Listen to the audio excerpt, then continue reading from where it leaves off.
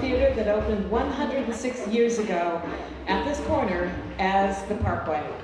Today our mission is to bring films, creatives, audiences together in an inclusive atmosphere that reflects the uniqueness of our Baltimore community. We participate in and contribute to the dialogue about film, filmmaking, and media globally, and we're committed to offering film for everyone. More than a movie theater, we are a year-round film, education, and community center.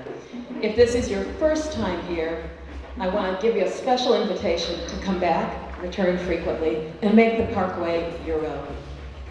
Check our website at www.mdfilmfest.com for more information about events like this, regular film screenings, which are going on even this evening, our 5-day International Film Festival that happens in the spring, and to sign up for our complimentary e-newsletter. Tonight is a special celebration of Juju Bae.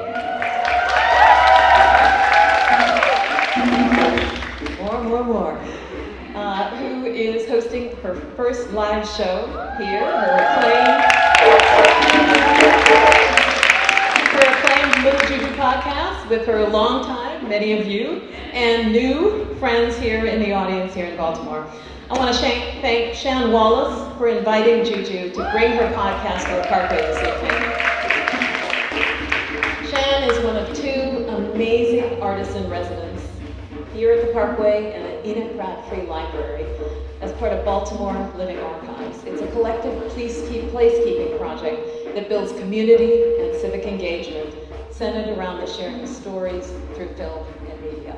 The project's funded by the National Endowment for the Arts and the Anonymous Foundation. So now, please join me in giving a warm Parkway welcome to Shan Wallace to tell you about tonight's program. Enjoy the evening, and thank you for coming. Hi everybody. How y'all doing? Good. It's really nice to see all of the faces. I'm really excited for today's show. I want to first start off by thanking Juju Bae for agreeing to this, so can we give a round of applause to her? I'd like to also thank you all and the people who are tuning in as well, so can we give a round of applause for you and the people who are streaming? So just to echo some of what Sandra said, I am Shan Wallace. I'm a photographer and artist. I wear a lot of hats. I am currently an artist in residence at the Baltimore Living Archives project that's in collaboration with the Parkway Theatre as well as the Enoch Pratt Library. So if you're in Baltimore, please continue to check out the Parkway Theatre and please come visit me at the Enoch Pratt Library, the central location downtown on Cathedral. So I'm an active listener of Juju Bae's amazing podcast that was nominated for an iHeart Radio Award. Let's make some noise for that. We're so proud of her, of course. And as I listen to this, and I'm this resident, my job is to always collaborate with my community, collaborate with my peers, collaborate with people in the city, and so I felt like this was the perfect collaboration, especially because a lot of my visual work often references Juju's work, the things that she talks about as far as ritual, faith, spirituality, Blackness, and so I felt like it was necessary that we kind of come together and do a thing, and she had been talking about having a live show. Why not the Parkway, you know? And so I'm really excited to have you all here. I'm really excited to collaborate with Juju. I personally have some more events happening here at the Parkway Theatre as well as the library. So I'll make sure that you all get the information from Juju or make sure that you follow all of the things so you can see everything that's going on. But I'm really excited for tonight's show. Thank you all again for coming. Thank you all for streaming. I know it's like COVID and everything, so keep your mask on, be safe. Tell your neighbor that you love them and that you see them, and let's get the show started. Hey y'all! Y'all can stand up and dance to this song. All you need is a little juju. All you need is a little juju. All you need is a little juju. A little juju. A little juju is the way. It's how it's our day. Can stage, and I never get played. Go to the grave, but that ain't even my thing. I just stay at the crossroads, pray. I just pour a little honey from the bag. Ew, 'cause I hate when Baileys. With my Baileys. I'm my ancestors, baby. Hi, everyone.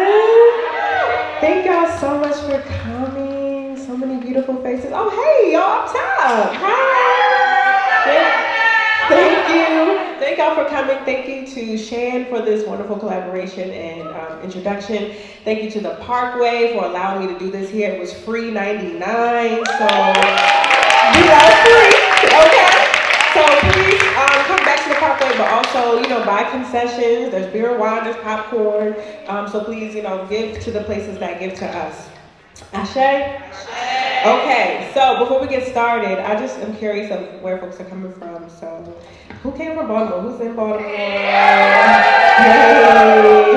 Anyone come outside of Baltimore? Maybe DC? Okay, DC. Where else? Louisiana? Oh, okay. What part of Louisiana? New Orleans? Oh, I was gonna do a who came the farthest gift. And I don't know who came the farthest came from New Orleans, which is so interesting. Okay, I'm gonna give all of y'all the gift. Hold on now. I'm gonna give y'all the gift.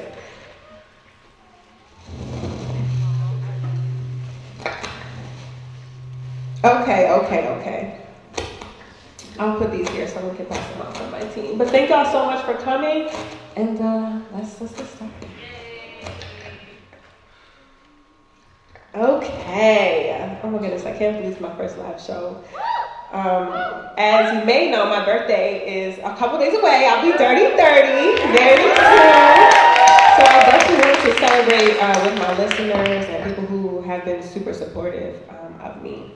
And I'm so thankful to have my friend here, Trinice, my sister.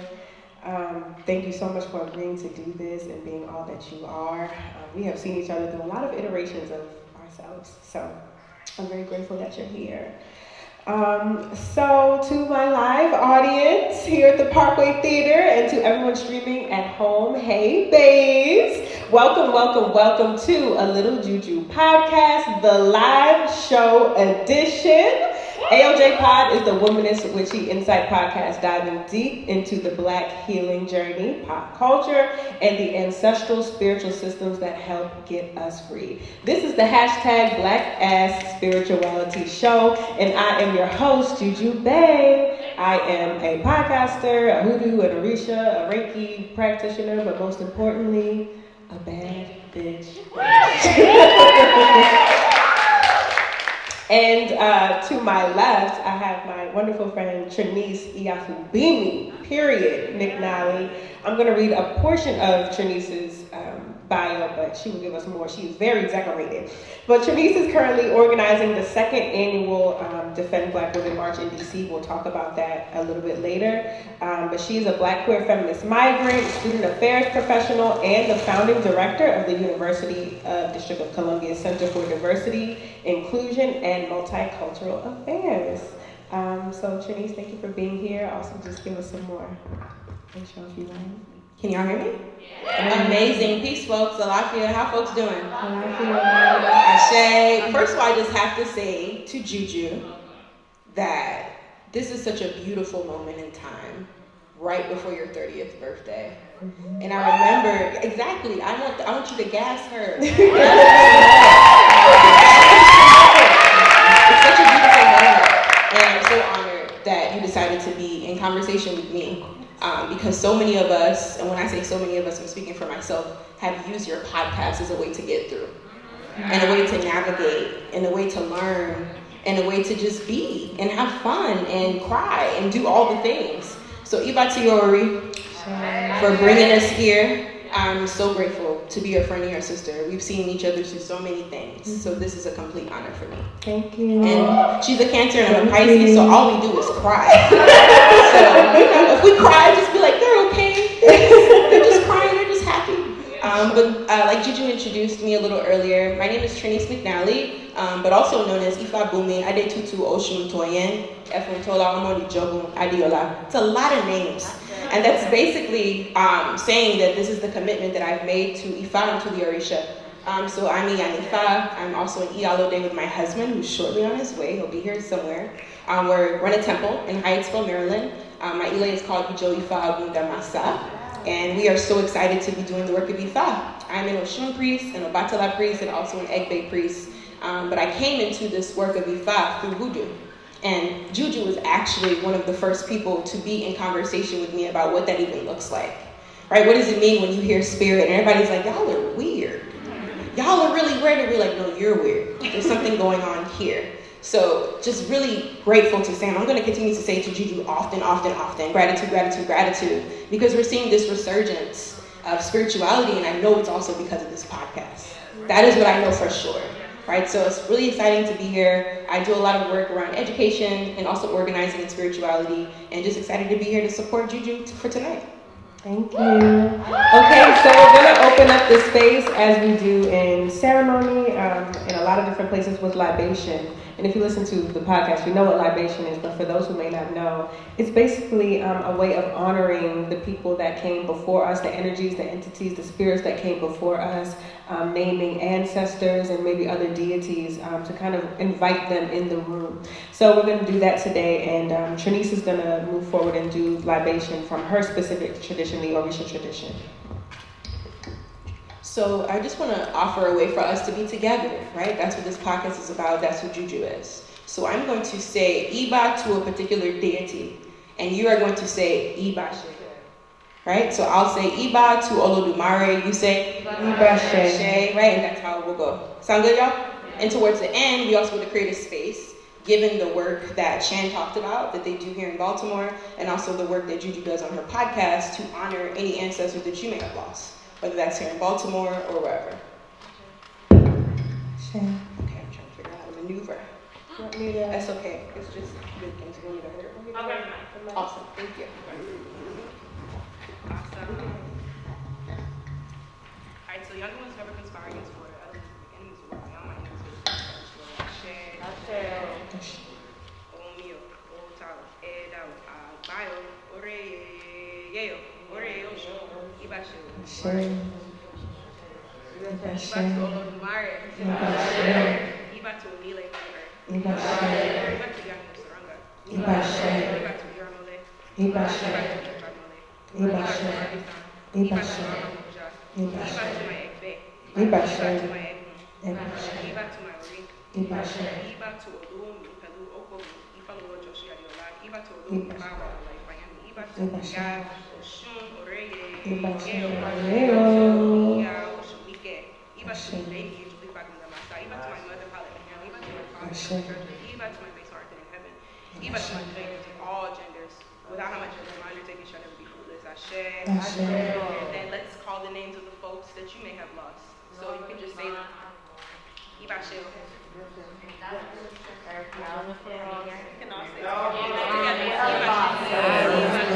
Camille Jordan, Abel Jordan, Paula Phillips, Zora Neale Hurston, Marsha P. Johnson.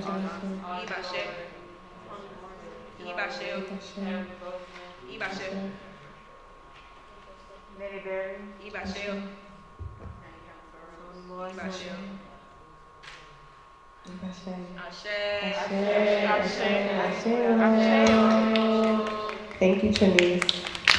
Move back to the libation.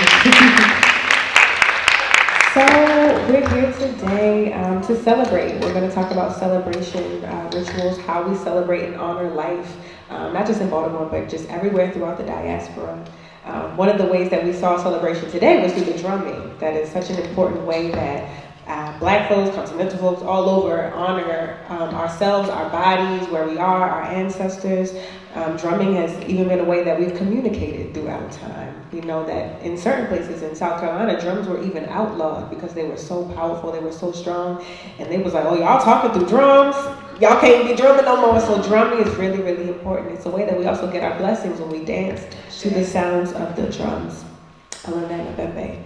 Anything else you want to say about the drumming, particularly? I think it's so beautiful how we're seeing this resurgence again. It just feels like it's a renaissance of all things Black. Yeah. And we know that the drum is a tool, a communicator. Yeah. And to be able to see the little people, whenever I'm at like bembes or tambor, to see like the young kids growing up, like drumming and embodying that, and thinking about, I came across this video about trap music and its history and roots, of course, in rap music, which come from Africa. Right. And like, what does that mean for us to be in this moment of, there's something about Black people in trap, right? And I think that's a direct connection, right, to our people. So it's been really beautiful to see the power of that ayan, which in Yoruba is the Yoruba word for drum, to continue to still like push through and persevere. Yeah, I mean, beats are so important. I know if you're having a party or something, you gotta have the good music. Like the music is so important. It sets the tone for the space. And so that's why we kind of wanted to have the drums today in order to set that specific tone for the space. And since, you know, I'm turning 30, I'm gonna keep saying it because RIP to my 20s.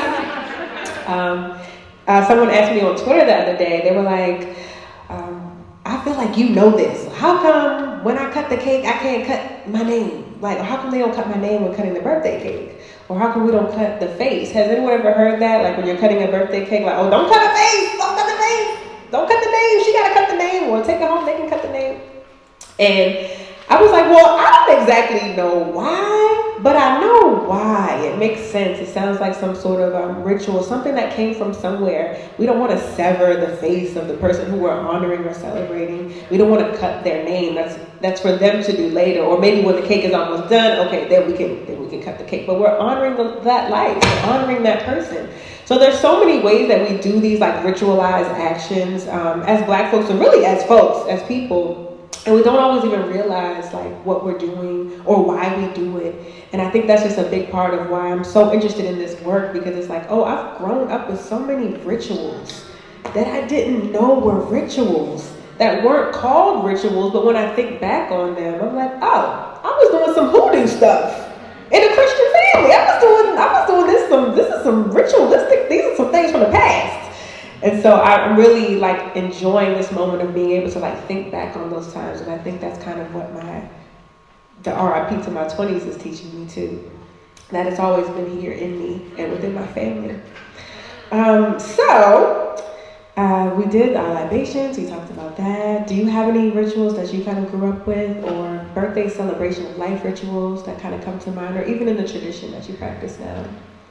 I think the first thing, thinking about birth, it's like birth and death is what I'm thinking of. Like, what is that minus sign in between? Yeah. Usually, I'm Jamaican. I was born in London. And what's important to my family has always been the importance of liquor. Like, liquor is seen essential in every party. Yes. Right? Like, and I think that connection to children drinking alcohol is a very different relationship than we have here in the United States. Right? So like, by the time we all went to school and went away, I had been drinking liquor since I was like 5 years old. Right? Like, I had been drinking rum, I had been drinking beer, I had been drinking, and not in a way that was, I think, not appropriate. Yeah. In a way that I had understood the benefits and also what does this taste like? What does this do to my body? Yeah. So at our birthdays, we would always have like rum drinks and rum punches. Cakes. Yeah. Lots of cakes and mainly rum cake. Yep. So the process of the celebration for us starts at least 6 months in advance. Right? Because you're soaking your rum, you're soaking your currants, you're getting this hibiscus leaf prepared. Most times people are soaking that in rum too, because Jamaicans want to use rum for everything. So that's what comes to mind in terms of like celebration of life and birthdays. In terms of death, what comes to mind immediately is night nights. And in Caribbean culture, in particular in Jamaica, we do a 9-night ceremony to usher the dead into the afterlife. And I grew up doing this in 9 nights? 9 nights. Okay. So the night you die starts 9 nights. Okay. And you must do this procession for 9 nights up until the final night, which is the night before we can bury you. And we do small things that you probably do at home, right? And probably if you listen to this podcast, they're probably going to remind you of hoodoo. So we leave food out for 9 nights. The thing is with us and food for 9 nights is that we cannot eat it until midnight, because we believe that's when Duppy doesn't come out. So Duppy is roaming the place. When someone dies, there's the spirit. So that's what we call duppy. I know it's used pejoratively, but it's not necessarily a negative thing all the time. So when someone dies, their spirit is still lingering around. For those 9 nights, we party. So people are bringing in food. People are bringing in music. To Juju's point around the drums. People are banging drums. People are singing. People are eating. People are drinking alcohol. And then we turn up the mattress at some point between those 9 nights because the spirit is going to come to the thing it's familiar with. So you want to turn that spirit away. So you put the mattress up, and that's giving spirit a message to say, okay, you don't live here no more. Right? So you need to go back, or you need to go to where you're going. So I grew up doing that. Like every time someone would pass away, and then all my friends I grew up from Miami would be like, y'all have a lot of parties. I thought somebody died. And I would be like, they did. Right? Like that's just how we usher the dead into the afterlife in that tradition. I think, and I talk about death a lot because I see death and life as sort of the same energy, like cyclically, it's just moving in the same sort of circle, life and death. And so I think often about death rituals and how we honor life through honoring the dead and knowing that, like you're saying, and even from an indigenous perspective, the concept of death is not something that is, of course it's sad and people grieve, but it's not, it doesn't have to be something negative. It doesn't have to be something that we run away from. It's actually something to celebrate. And traditionally, we did celebrate. And in a lot of ways today, we still celebrate. We still may eat for the dead. We still may play certain songs for the dead. We still may want to perfect a recipe of someone who passed because we honor their life. I want to cook the kava like they made it. So I want to show us a slideshow. And I'm happy to do this because the work is actually Shan's work, who was up here prior, some photos that she's taken around the city of Baltimore and how in Baltimore we honor the dead. And even if you're not from Baltimore, these images may feel very familiar. So this first image here, let me look at my notes so I'm saying exactly where it is. Okay, so our first image this is Chase in Broadway. You see that there are candles. Who's seen something similar to this around the city, wherever you may be from? Balloons. So this is a way that we continue to honor the lives of people who have passed. This is on Monument Street in East Baltimore. I actually passed this particular vigil or shrine a lot, and I really like it. It's so beautiful with the flowers up top. Our next image we have, this is a vigil for one of Shane's students actually, who passed away. And so we see this incorporation of fire, which is a way that we honor the dead, which I know we just light candles because we think that they're nice, but really they're actually a way traditionally to call a spirit, to tell a spirit that we're here, that we see, they see us. Here's another one that I like, all of these. Speaking of liquor, right? This is what I notice a lot in the city, is a lot of bottles. When somebody passes in a particular place, they will put probably the liquor of the favorite liquor of the person who passed, or a liquor that maybe they turned up off of a lot. So I really love this image with the empty glass bottles that's a lot of Henny. So I know that spirit was happy, was turned up. We love to see it. The next image, please. Oh, yes. This one is, I believe, Washington Boulevard. Oh, this is Rosedale. Thank you, Shay. Thank you, Shay. This is Rosedale. We see, again, the bottles, the balloons. I'm like cranking my neck trying to see something. I think this is, okay, then we have the balloons here. So this is something very popular all over the city. Now this image here is not Shan's image. This is an image that if you've taken my Hoodoo 101 class, I used.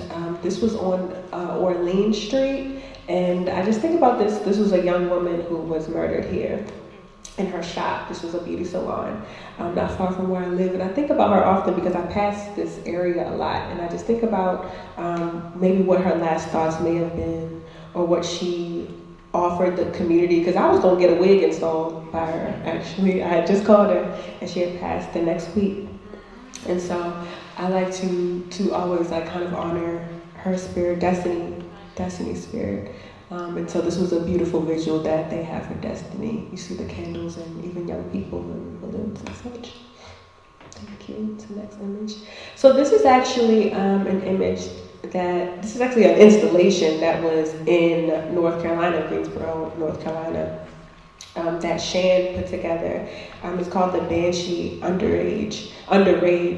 And Shan is basically showing the process of mourning and grief, how over here to the left, it's not as many items and things up there, but over time, the grief, it continues, it grows.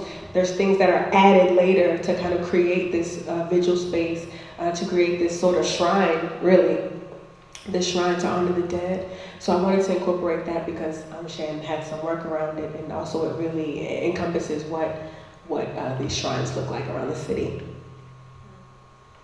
And so for the last video that I have is, this was filmed in Baltimore.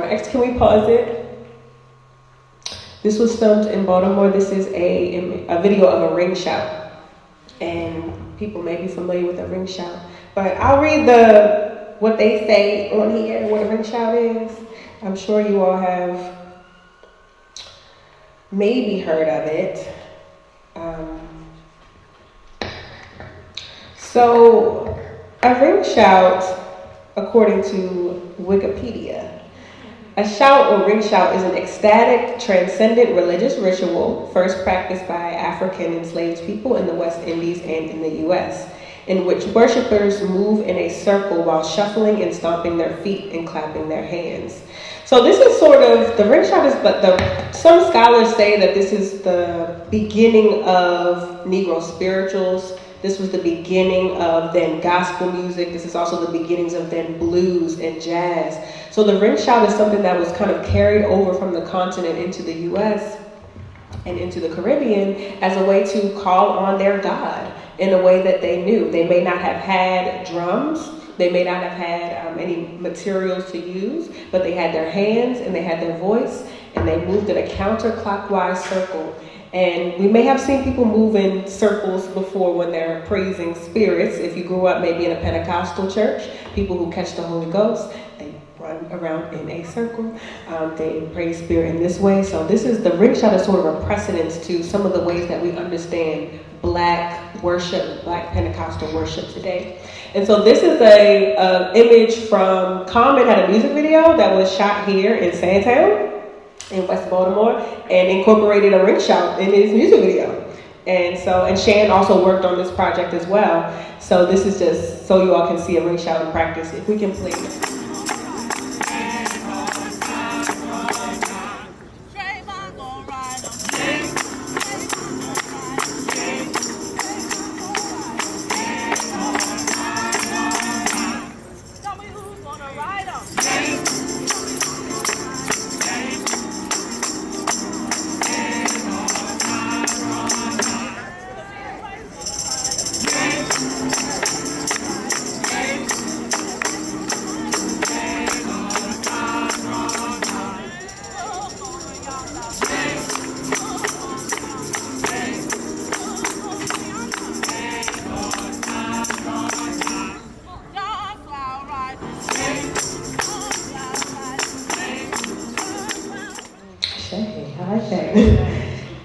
And so you also notice when you see a lot of ring shouts that people will wear white.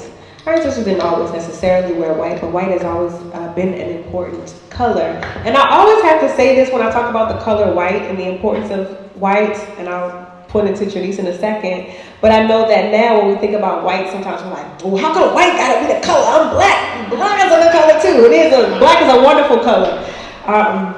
But we don't have to put those context onto the color white. White really just represents purity. It represents a connection to spirit. It is reflective. And so we want to reflect good energy and have the good spirits reflect back onto us. So that is why we wear white. But I know Trinice, because in the Orisha tradition, white is very, very important to aesthetics and them. Yeah, and I feel like you said a lot of it with the purity, right? As an Obatala priest, right? Like mostly you will see Obatala priests always wearing white.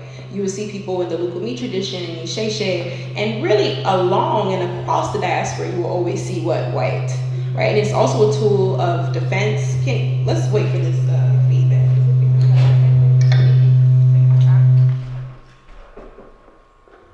Hello? Hello. Okay, y'all. They wanted us to take a pause. Yes. Okay. So also used as a tool of defense, right? Really is purity and as a way of bringing clarity and peace of mind. There's a noticing that happens in your body, right? And in your mind. It can quiet, right? The anxiety, it can quiet the stress and all the negative things around you, but it's usually used also in initiations as well, right? So in our initiations, people who are preparing would also be in all white, as well as initiates. So it's not really a hierarchy, right? Or a power tool in terms of fashion or symbolism. It's really how you want to come to the space, as Juju was offering. You want to come clear, right? You want to come pure, you want to come open, but you also want to come strong. And I also think, just as a little tip, you know, wearing whites when you are feeling stressed out or anxious is something that can help you. Covering your head in whites when you are feeling anxious or you've had a hard day or you're experiencing sadness or depression, that is something that is a spiritual way to address. That is one tool and one spiritual way to address that. So if you have been feeling a little down and stuff, maybe laying off the dark colors until you're able to lift your spirits again and put yourself in light colors or whites. I would also sleep in white. And sleeping in white. You can sleep in white. You can wear white throughout, like maybe in your house clothes, right? If you don't want to go out in your whites, but just to have that armor at all times, keeping things light even in your home, having that white comforter set, having those white sheets, like white, you need that to keep you lifted, to keep you light. Yeah, sure. So we're talking about these colors and everything. That kind of leads us into really we're talking about aesthetics and the importance of what we wear, you know, what we put on our bodies, how we adorn ourselves. That is very, very important. That is very spiritual. It says something about us, what we decide to put on. And so there's some intention with even the things that Trinice has on today and even that I have on with the brass. Did you want to talk a little bit about that? Yeah, so brass is really related to Oshun, right? It brings fertility. Okay, wisdom, tell us who Oshun is. Oh, I'm so, you know what? I forgot that we're on the podcast and we are not in conversation. Because y'all just feel like home, right? This was like a really beautiful space. So Oshun is the first woman Iramole, right? The first woman Orisha. There were 17 primordial beings who came into the earth when Oludumare said, y'all going to earth, we got some things for y'all to do. And out of those 17, one was a woman and her name was Oshun, right? So before we think about other Orisha, like maybe Oya, right? Or maybe Ajay, or maybe Yamoja, in the Isheshe tradition, Oshun was the first, right? So we see her as the first feminist, the first primordial being, the first woman who actually came to defend women. So brass is deeply connected to her as she is known as the Orisha of fertility. Right? So we wear brass. You will sometimes notice Oshun's children buy a brassy day, right? And that's what I'm wearing right here.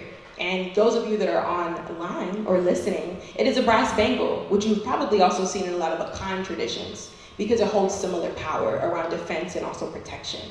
You'll notice that Juju is also wearing around her neck the collar, the iconic collar that y'all are probably looking at as you're listening to us if you're listening. And it's also brassed around the neck, which is also extremely important in Black femininity, right? Like when you're thinking about the kingdom of Dahomey and the women of Dahomey, what is always around their neck? There's always brass, right? Because brass is protection, brass is fertility, brass is wisdom. Yeah. You'll notice a lot of other things that we might be wearing in my ear. I'm wearing some machete earrings that are made by Melody Asani, who's a woman of color, Black fashion designer, a good friend of mine. And she came out with a line of inspirational jewelry. So I always like to adorn myself with fashion designers who have the consciousness of what they are designing and what they're creating. I think that we need to think more about what we're putting on, to your point, right? So when you're putting on denim, are you thinking of Oshun? You should be, right? Because it comes from indigo. When you're wearing these beautiful mud cloths and tribal patterns, are you thinking about Oya? Because that's where batik comes from, right? When we're thinking about leather and the power of the civil rights movement, you should be thinking about our folks on the continent because cowhide made it possible. So everything that you're wearing and doing is always connected to our people. And it's important for us to always interrogate and think about that. Not just the darkness or the lightness, but literally the material. Because fashion companies are building their entire empires off the backs of Black people. Yeah. In particular, enslaved Africans. When we think of the US, cotton. Everything you wear has come through the hands of someone that has died and been murdered. Right. So I'd like to think of what I'm putting on each day as an armor and also in defense, right, of who my people are and what they would have wanted from me. Sure. Did you want to, I think you had a piece from Melody Asani, did you? Yes, I do, and I actually have a gift to present to you. Oh, thanks. Yes, I do. So I created a project in honor of the Defend Black Women March, which I'll talk about shortly. And in 2021, Juju and I worked on a project called the I Support Black Women campaign, which is a campaign built with Virgil Abloh, who I dearly, dearly miss, who was a close mentor and friend.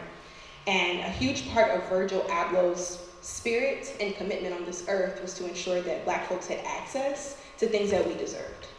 And Juju was a huge part of that project and was a part of the portrait series and was a part of the documentary that we're going to premiere.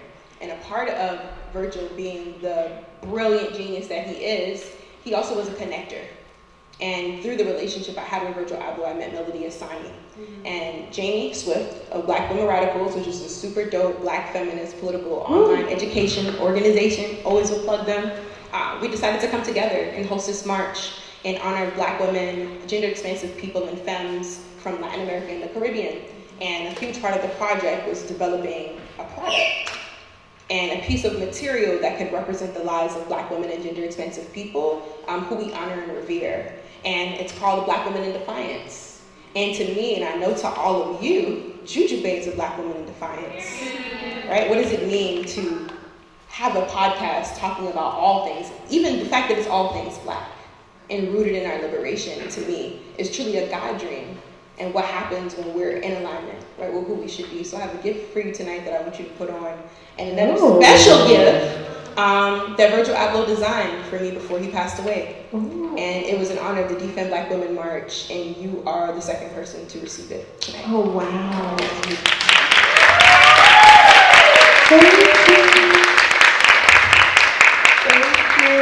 Should I open it? I mean, we here. Okay. That's a gift, child. It's cancer season. Right, come on. It's the Beyonce lemonade pack. You gotta know your friends, y'all. You gotta know your friends.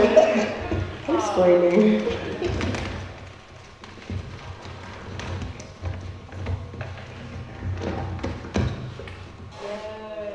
Okay, hold on. Oh, something. Okay, right. Unboxing by Juju. Unboxing. Live unboxing. Oh, this is beautiful. It's a bracelet? Yes. So beautiful. Hold on.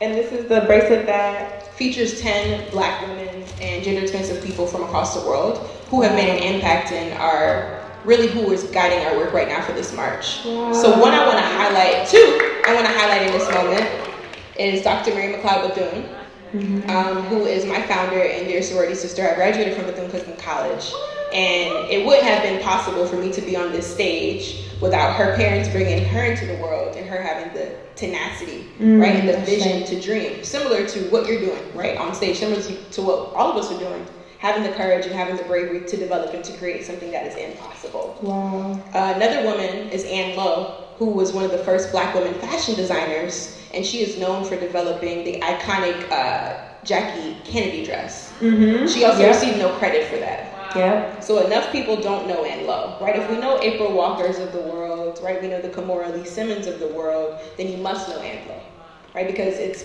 because of her, right, that we even have Black fashion brands in the first place. Thank you so much. You're welcome. We'll put it on in a second. And then, can you explain? Oh, we also have And that's the card who explains each of who the each Black women are. person. Okay. Wow. Friends. Oh, wow. Should I open it up? Can y'all see different Black women? Come on, Off-White. Come on, Virgil. Rest in peace, Virgil. Thank you so much. You're Trinice. welcome. You're welcome. So speaking of the Defend Black Women March, I remember last year, was it like, no, not 2 years ago. 2 years ago, the COVID time. 2 years ago, you and Jamie put together, was Jamie part of it? It was Paris Hatcher. It was Paris Hatcher. Black Feminist Features. Yes, it was Paris. You all put the march together, and you asked me to come out, and we wore our all whites. Oh, there's a photo. We had our machetes out. We prayed. Now there's a funny story about how we even got. Oh, that's how I even met Virgil Abloh. Right. We were literally just praying, y'all. Yeah. Juju and I hit our altar really quick before we left the house to go out, per usual. Yeah. Because y'all remember 2020. It was a lot. It was heavy. Ridiculous. Yeah. Especially where we live here in the DMV. Yeah. And I was like, Juju, I want to wear my machete. And she was like, yeah, duh. And I'm like, where I'm going to put it? And I'm like, oh, my off-white belt. Yep. It's an industrial utility kind of item, and ended up talking on CNN about patriarchal violence because a reporter was trying to trip us up about the connections between defunding the police and black feminisms. And I'm like, to be a black feminist is to be an abolitionist. I'm unsure about the conversation we're having in this moment. And it just kind of got... It blew up. It blew up in a way that none of us really expected because we had an action the next morning. Yep. We literally had an action at Councilman Vincent Gray's house. Yep. They're going to make noise and wake him up in Washington, D.C. Yeah. And by the time we were done with that, our phones were blowing up and Virgil Abloh was like sending me a DM and I thought it was a joke. And it was all because of us hitting that altar. Yep. Praying before we walked out of that door. And it really wasn't about the belt, y'all. It was really about the machete and the power of the machete and what that means to us as black women, right? But to us really as black people.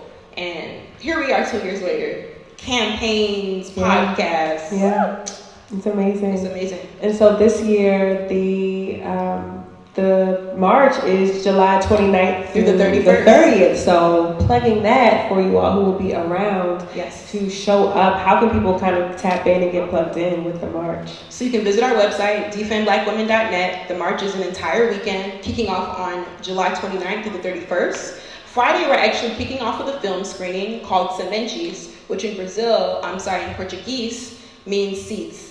And the life is going to be talking about what does it mean for Marielle Franco to be assassinated and for us to see this insurgence of black women political figures, specifically gender expansive and trans women political figures who are running the global south. So that's what the film is about. We're flying in Marielle Franco, which is Marielle Franco's sister, who we're going to be in conversation with. The next day is the march and the rally. We'll be marching from Meridian Hill. We call it Malcolm X in DC and Meridian Hill. So we're marching from Malcolm X Park to what we now know as Freedom Plaza, BLM Plaza, in honor and really thinking about what does it mean for us to really be in defense of black women, gender expansive people, and also femmes. And I really want to preface this with way before Roe versus Wade, we knew this was coming. We've seen this. A lot of us have been organizing around reproductive rights and reproductive justice long before they came to this decision, right? Because that's what organizing is, taking action and moving towards it. But it's in particular super timely because if we do not have abortion in the United States, are we thinking about what that means for folks across borders? When the United States is who provides abortion care, right, for folks in the global south. So what we're seeing is record numbers of not just folks who don't have access to abortions, because abortions are going to continue, y'all. We've been getting abortions. We're going to continue to get abortions. They're just not going to be safe. So being in defense of black womanhood is really not about genitalia or body parts. It's about how do we center oppressed people and oppressed bodies by thinking about migrants who don't live in the U.S. So that's what the march is up to. Yeah, I really love that about the march is that we're not just centering the U.S. Yes. And I think that that's something that we all need to reckon with if you are someone who was born in the United States of America. Yes. There's certain privileges that we have amongst other people and how we can better be in solidarity with folks who look like us, who do not speak English, who are struggling to get into a country that that they should be allowed to be in. And so I appreciate this solidarity, and that's really that's the work. That's the work. It's not just us in the struggle. It is a global struggle, and so we always need to think about how we can better be in relationship to people throughout the world, and black people, melanated people, whoever, all throughout the world. Ashe. And we don't see enough of it. Yeah. Right. Like so, when we're saying Black Lives Matter, which lives are we talking about? Right. Are we talking about the ones who are geographically located in the United States? In cities. or are we also talking about Black folks across the diaspora? Right. So that's what the march is up to. If folks are interested in getting political education, we're hosting a salon series that is hosting about 4 different conversations. The first one is called Chinga la Mingra, which basically means fuck 12, fuck the police, fuck borders in Spanish. And it's a conversation about Black women and gender expansive people being funneled into detention centers in the cash bail system. And what are we calling for, and what does the support need to be to ensure that Black women, Black mamas, Black gender expansive people, Black trans folks, Black migrants can stay out of these cages? The second conversation is about BDSM and kink, right? Because Black women deserve amazing sex and pleasure, but consensual. And that's what grabbed us all. Because everybody's like, pleasure, yes, let's do it. And what about consent? Right, so what does it to mean for us to practice like radical consent with enthusiasm all around from all parties involved? And can we talk about kink? And can we talk about BDSM? And stop making it seem as if this is not a Black thing? Because we've always engaged in kink and BDSM. So how do we have the historical conversations that can ground us in freedom and not oppression? And the third conversation is radical reproductive justice now. I mean, because we got to continue to figure out how are we going to administer abortions? How are we going to be thinking about who should have access to a child and who should not? Because this is little to do with only abortions. This is a wake-up call for what does it mean for someone else to be in control of your autonomy completely and to be robbed of our self-determination. And the featured session is Ashe to Ashe. Ashe, of course, in Yoruba, and the other Ashe in Portuguese spelled AXE, but thinking about the connections between the transatlantic slave trade and the diaspora, and what is the call for solidarity? You know, there's never been a resistance movement without African traditional religions. It just hasn't existed. From Haiti, right, to Cuba, to Liberia, to Baltimore, to North Carolina, right, to Florida, to right, Virginia. It hasn't existed. So how are we calling on our traditions with discipline and rigor to fight our political battles? Yes, thank you. So please tell us again how we can tap in. Do we just show up? Do we gotta sign up? So you go to defendblackwomen.net. Okay. There's an RSVP form. There's 3 different options for you to come to 3 different events. You can follow at Black Women Radicals on Instagram for all information. We're asking folks to RSVP just so we can be prepared marshal-wise, because we are not inviting the police to this event. And the more we know that you are in attendance, the more we can prepare to have our people be on guard. You also want to RSVP for the salon series because we're only allowing 75 people to attend because of space and because of COVID. Our people are dying.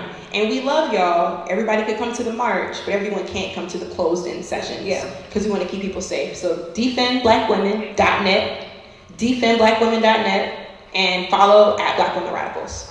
Okay, thank you so much. Y'all tapping in? Y'all gonna remember? Okay, July 29th? Okay, I see all your phones. Okay, wonderful. Okay, so we are getting to close almost, but we want to open it up for any questions. Hi, y'all. Hey. I'm Quest. Hi, Quest. First off, I want to say hi, Miss McNally. Hi. I can't see you with the mask. Hey, I'm Zed, Zara's friend. Yes, hi. And I also wanted to say hi, Juju. I'm Kobe's friend. Oh, hey. Hey, So Kobe. this is like a weird full circle moment for me in this moment. But I just wanted to ask, like, from your perspective for like the collective in the room, what is something you think we could all be doing with everything that's going on with all of our rights at the moment? Like, I know I have my own personal views and what I'm working on, but what's something you think we could be doing as a community / collective to, if not protect, to fight against? Yeah. Right. I would say, it's not necessarily a ritual or a spell. It's get to know people. It's talk to people that you are around. It's get to know your community. It is speaking to the people that you interact with on a day-to-day basis, whether that's your neighbor, whether that's somebody that you drop your clothes off at the laundromat. Like, do you speak? Because everybody has some medicine. Everybody has medicine. You can get medicine from any person, and so it's really important that we kind of create collectives, that we are in communities, that we come together, because we cannot do this alone. So regardless of what y'all decide to do together, you need some people to do it with. And so I would say it's really about finding your community, talking to people, getting to know the people that you're already around, and seeing what medicine that they bring. And asking yourself, what medicine do I bring to this space?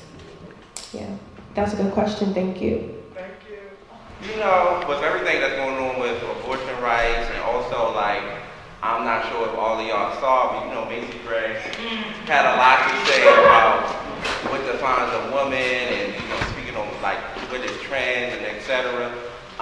And from my, you know, little knowledge about, because I'm still learning about Yoruba and the Orishas and everything. But when I was reading about it, I found out that a few of the Orishas are gender fluid. And with everything that goes on within the Black community and homophobia and transphobia within our families, our friendships, etc., do you have any insight on just the historical context of gender expansiveness and transness within like Black culture, African culture, or just like the culture around gender fluidity that we carried over from Africa to America? Because I think it's important for our people to know that we always have been trans and gender queer and gay, and you know, especially within our community, Black community, you know, because they often say like transness is a white thing, or queerness is a white thing, the gay agenda, etc. But we always have been about that life. So can y'all share some insight on that? Yeah, of course, that's such a good question. Thank you, Abdu. And super timely. And I think you're saying that you're learning, but you're learning in real time because you're correct, right? So depending on your understanding or coming into the tradition, and some Orisha have, and it's so weird because I'm trying to look at you and make eye contact, but some Orisha can. Where are you? Oh my gosh, hello. I'm like speaking into the distance. And I really commend you for asking the question, because this is a question that more Black people in particular should be asking. What is the historical knowledge and context that I need to know so I can know what I'm talking about, right? So I can stop sharing information that isn't true. So in our tradition, Orisha have taken on different genders, or maybe no genders at all, right? When we're talking about Olodumare, when we're talking about this concept of God has no gender. God is God, right? The supreme being, the supreme deity, the one who's the creator. And I think it's important when we're having conversations with people to think about how we could be weaponizing religion in some forms of fashion. So if you want to have like more conversations about the Yoruba tradition in particular, I have several books, and Sam has Juju has a long reading list that she also has taught some courses around as well. But just like you said, to be Black is to be queer, my love. And Black people have always existed in the same ways that queer people have existed. We could look at the kingdom of Dahomey, which is a reference point oftentimes that we use in the tradition and also in the continent, because it was a very queer kingdom, right? Where you have the king queens, folks who are of masculine identity, who have several wives, several husbands, where wives are also taking on other wives, right? In absence of death or in absence of a decision making. So gender has always been this very fluid kind of ideology and concept, and it wasn't until white supremacy and colonization came into play that we kind of got these really concrete gender roles as it relates to Black people, right, and how we see ourselves. And, you know, we can thank white supremacy, patriarchy, and the list goes on for that. But in terms of the continent, most of the countries and the tribes are actually matrilineal, which means that they were ran by women and or gender expansive people. So history has told us that when you think about southwestern Nigeria, when you think about places like Benin, Togo, and even some of South Africa, you can start to look and research some of the tribes. And I think it would be a good way to start by just looking at, was this a matrilineal society or not? And that will really tell you, right, how gender and sexuality could be viewed in particular. But you're absolutely right. Any Ifa in particular, Orisha, may be seen with a prominent, right, or a dominant identity around gender, or maybe not one at all. It depends on how it shows up in the Odu. But in Ifa, we do not cast people out because of their gender, right, because of their sexuality, because as a priest, right, like we are messengers from Olodumare. We do not make decisions about people's life. It is only you, right, and Olodumare who knows the decision that you've made before you came into the world. So when people want to have those conversations, I think you should refer them that way and really move away from this very harmful, right, like hateful, violent way of thinking that people have not existed, because we've been at the vanguard. Yes. I don't have much to add to that. You have said it. I would recommend, if you want to see some real examples of this, looking up particular Odisha. And also this reminds me of the book, The Spirit of Intimacy, that I did a book study on with my sis here, Lavon.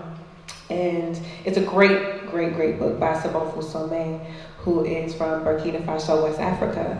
And in the last, I think it's the last chapter of the book, she talks about how LGBTQ folks showed up in her particular tribe, the Dagara tribe, in the Dagara village.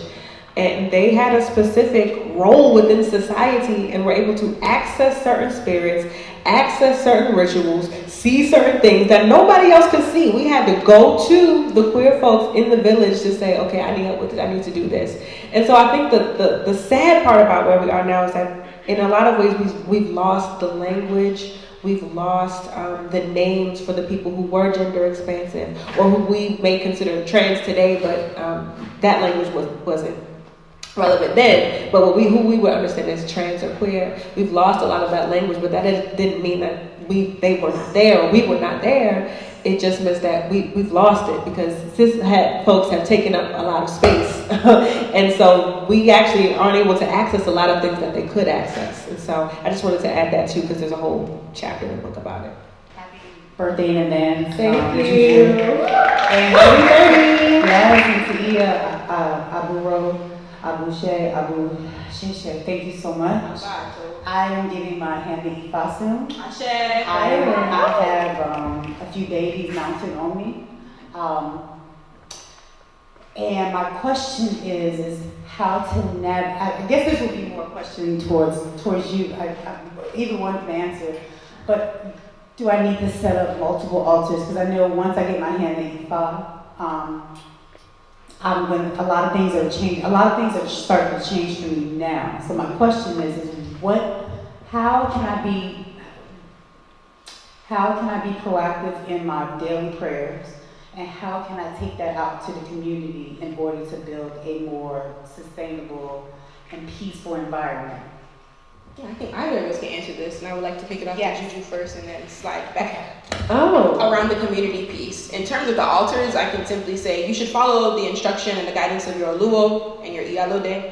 They will let you know what you need to do in terms of building an altar, building anything. And I have all that here. Yes, so you have that, you follow their guidance, and it's really important because sometimes people like to come into the tradition and they like to get their icon, right? They like to get the spirit and understanding what's happening, and then they leave. And it's really important to have good elders, and it's really important to have guidance. So when you receive your hand at Ifa, you ask your elders, what should I do? How should I set this up? Because when you set up your Ifa icon in your shrine, that wouldn't be sitting with your ancestral altar, right? So all of those things would be separate. So I think it's number one, following your elders, always. Following their guidance, asking the questions and not being afraid, because you don't want to just start doing things that don't make sense and now you got chaos. Can I just jump into that? How important is the Bovida? Okay, so a Bovida is not in the Isheshe tradition. That is a Spanish tradition. Yes. Yeah. Yes, we do not do that in Isheshe. We have another icon. Yes, it's called an Ishan. Or you would have an Egungun masquerade, which is something that you would also talk to your Oluo about directly, or whoever your priest is, and they will guide you if you need this, what this looks like, when are you ready for it, where does it go, but you never want to just start doing things. A lot of us have had bovedas. I used to have boveda because that's how I came into understanding Isheshe, but it's no longer necessary for me as I have an Ishan and my husband has a Gungun masquerade. Does that make sense? So you want to ask all the questions and not mix things up. Thank you. Thank you so much. It's okay. I feel like this might be, you might have to pull to the side a little question. We have to wrap soon, but we have one more question to the front here. That's okay. Thank you. Get my thoughts. You know, we all have a journey, we all have a mission, we all have a purpose. And part of being of the diaspora is that we all have a collective purpose. So when it comes to, I guess, exercising your own, what are some tips, what are insight when it comes to, I guess you can't wake anybody up that doesn't want to be up. But we both, I guess I'll say this, but in your own ways, you have woken people up. You've said key words. You have put, I don't know, you have exercised history. What has helped wake people up collectively, if that makes sense? My intention, even after starting the podcast, wasn't like, I'm going to start this podcast to wake people up. You know, I did it for myself because I had questions, because I was curious. I was learning about all of these different spiritualities and religions, and I was having these experiences of my own that I'm like, I know other people are having similar experiences or thinking similar things. And so I think the more that I live fully in my truth is enough to wake anybody up. It's about me. It's about my journey. It's about what I'm learning. And so I only strive to be a reflection to other people of what they are able to do in their own way. And so I just encourage you, and I encourage all of us in here to really listen to your own Ori, listen to your own spirit, and do that loudly, and do it proudly, and know that your ancestors and your spirits and God is supporting you and loving you in it. And that is enough to wake up the masses. That is enough to wake anybody, because the people who are out here doing all the wild shit is because they're not true to who they are. They're living a lie. Don't live a lie. Don't live a lie.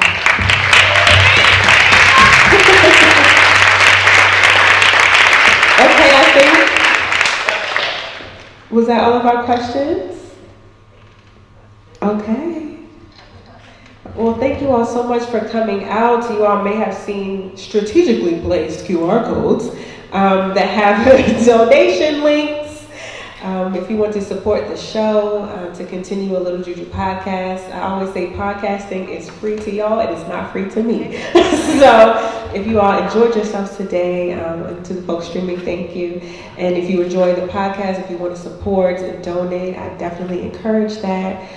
We're going to be at this rally on July 29th through the 31st period. And we're going to be there. We're going to put it in our calendars. And thank you again to the Parkway. There is a little lounge back there when we leave out, so you all can take some pictures, and you can patron, get some beer, wine, water, popcorn, whatever you like.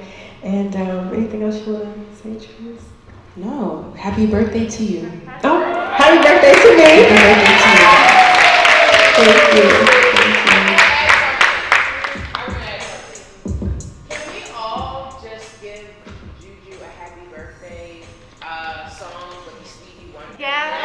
Oh my gosh. Happy birthday to ya. Happy birthday to ya. Happy birthday. Happy birthday to ya. Happy birthday to ya. Happy birthday.